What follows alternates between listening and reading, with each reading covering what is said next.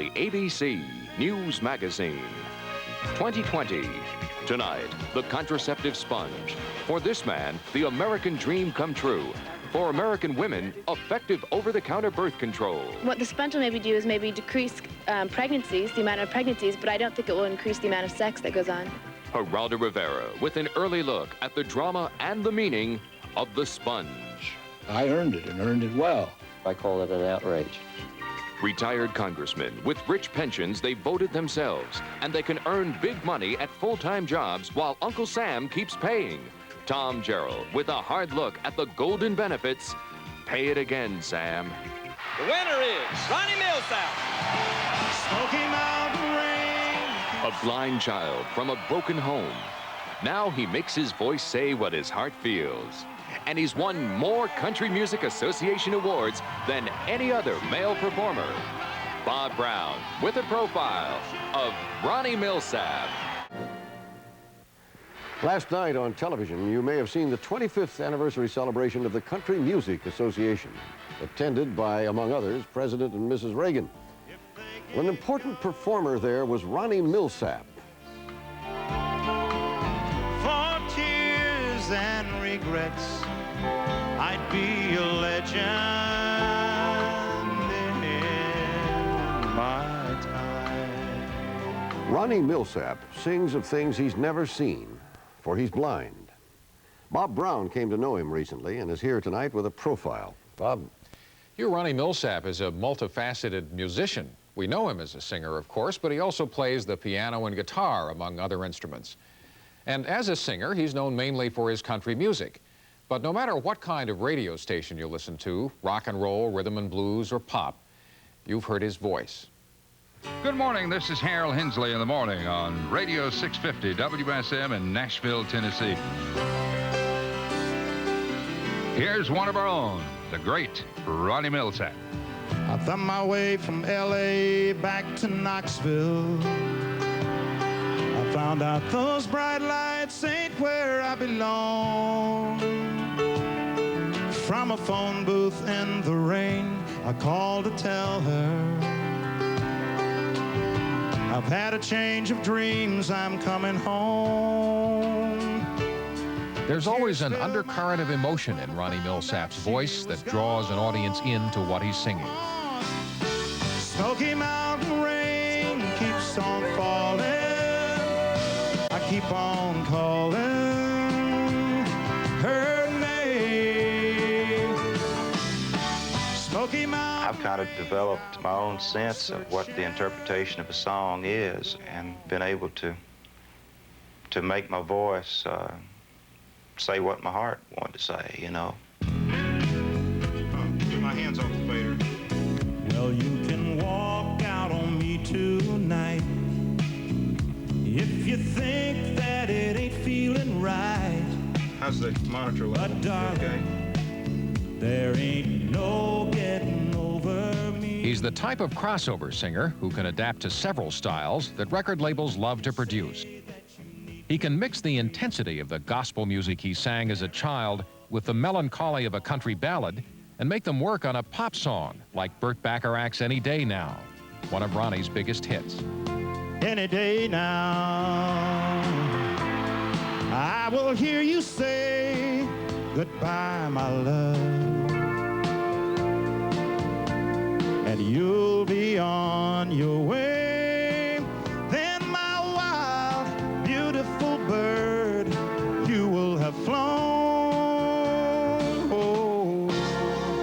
Any day now, I'll be all alone. The winner is Ronnie Milsap. Because of his ability to interpret a song, he's had more than 20 #1 singles, and he's won more awards from the Country Music Association than any other male performer. He was named Entertainer of the Year in the 1977 ceremony, accompanied to the stage by his wife, Joyce. It was a recognition of what he had achieved in music, and also a reminder of some of the odds he had battled. Been trying this for a long time. It's been folks say it's happened overnight. It's been about a 10-year night, hasn't it? It sure has, a long night.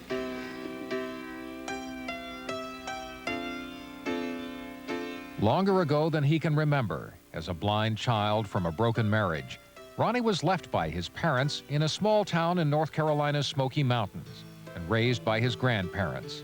He remembers the sensation of being carried up and down the hillsides by his grandfather. But he was also taken to prayer meetings by relatives who thought his blindness could be healed by evangelists. And he laid his hands on me, and and he would shake you and shout a little bit at you, a little bit of hail when you go, and shake you a little bit and scare you, and then you'd go on to the next one. And I never was healed, so I always felt a little bit guilty. Every time I'd go home, I felt like I'd kind of let my folks down. Then, late one summer, at the age of 6, he was brought to the Governor Moorhead School for the Blind in Raleigh, North Carolina. His grandparents didn't know how else to give him an education, but he thought he was being abandoned when he was left here on this dormitory porch. My grandmother had read me the stories in the Bible, and particularly I remember the story of Joseph and how he was sold as a slave. I really felt that way. I kind of equated, I think, at that time in my life, that story with my own life, because I felt that I'd just been brought here and left. I think for the first 2 or 3 hours I was sitting on this porch when I was 6 years old, I'm sure I was just crying my heart out. That's all I can remember.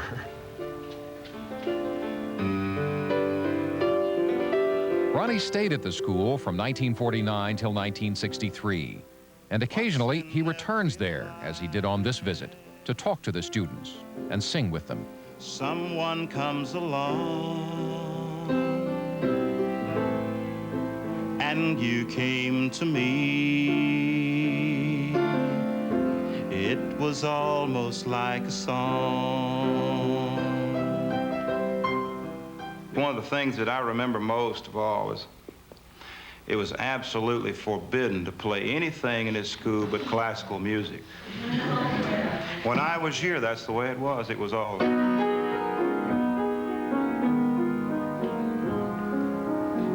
What we used to do, we used to have to sneak to play rock and roll, And the teachers would always be outside the doors listening.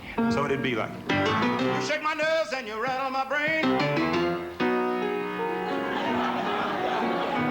Ronnie was actually kicked out of a high school music class for playing rock and roll, and he was told not to try music as a profession. When he graduated and moved into the world of sighted people, it was to study pre-law at a junior college in Atlanta. But the roommates who were assigned to him told him they wanted nothing to do with him. We don't want to room with you because, I don't know, do we have to brush your hair in the morning, or do we have to put your clothes on? We've never roomed with a blind guy before, and we don't know what to do. But when his roommates left him alone with a piano and his playing attracted a large crowd of students, he found that music helped change people's minds about who he was and what he could do. And by the time my 2 roommates got back, I mean, this place was really jumping. And they couldn't believe it. They said, God, I can't believe that. I didn't know you could do that. Hey, you know, I think we want to room with you after all. You're not that bad a guy, So at least my music was a way of breaking the ice, because it let me be one of the boys. This is somebody we both know. Here it comes now. Here you go. Somebody she just met. She loving him in her mind while she's lying here in my bed. Hit me, there's a stranger. He doesn't have to work so hard for acceptance anymore. But music will always be an equalizer, a means of creating a common ground with his uncommon talent. Hello, CQ, CQ75, CQ75. He also likes to communicate through another equalizer with friends who don't see him by sitting alone, often all night long, in a room where he set up elaborate ham radio equipment, reaching out to other voices all over the world for hours on end. The room is one of his favorite places in the Nashville home where he lives with his wife, Joyce, and their 13-year-old son, Todd. Ronnie met Joyce while he was playing for college fraternity parties. He says it was love at first sound. They've been married for 17 years. He's very reliable. You can always count on him. If he says he'll do something, he'll do it. He's beyond a doubt the finest man I've ever met. He's very strong. He doesn't depend on me. I think I depend on him. Well, you've always taken care of me. Bob, she's been a driver to drive me places. She, long before people knew who I was trying to book shows for me. Been a manager, a booking agent, you name it, and the most wonderful wife anybody could ever wish for in a lifetime. When Ronnie travels on tour, he makes a special effort not to be inhibited by unfamiliar places. Walk with me here. Come on out here. Okay. One, You got a good toe, boy. Right there you go. Because he likes to move on stage and give an active performance, he takes time during the music sound checks in concert arenas to pace off the stage, memorizing the number of steps from one place to the next. I may have 2 steps from the piano to the edge of the stage, or I may have 10 steps. But it's just a matter of becoming familiar, walking it off, and become familiar with where everything is. And then on the other side, it goes down about the same distance. Okay. About 400-foot drop tonight. Is it? 400 foot. How high is this stage, really? That's why I go out for sound check. I go out and look at the stage and check it out, see how much room I got, so that, you know, I don't want to get hurt, but I want to go out there and have a good time. Romeo and Juliet, hey! Samson and Delilah. More than the words and the images in his songs, the quality in his voice will always tell you how he's feeling and make a crowd believe it and share it and send it back through to him. On stage, I could be very content to go out and sit behind the piano and play and sing. Kiss. Ooh. But I want to be up. I want to move. I want to feel that whole experience rather than just sitting behind the piano. I want to jump up on top of it. I think every time I hear somebody say, well, you can't do that because you're blind, I'm saying, well, hey, let me find out.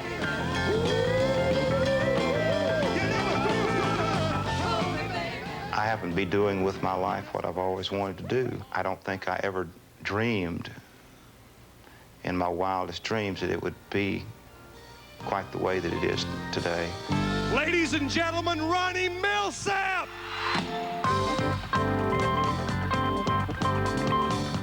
If someone said, Ronnie, we will give you perfect vision, but we got to take that music away, boy. I'd say no thank you, because it's been the biggest joy to me of my whole life. What a difference you made in my life. What a difference you made in my life. You're my sunshine day and night. Oh, what a difference you made in my life.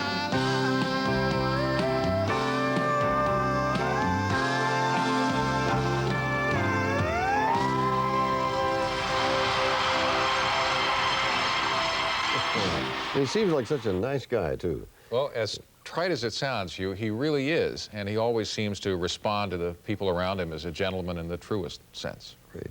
Very good. Thank you, Bob.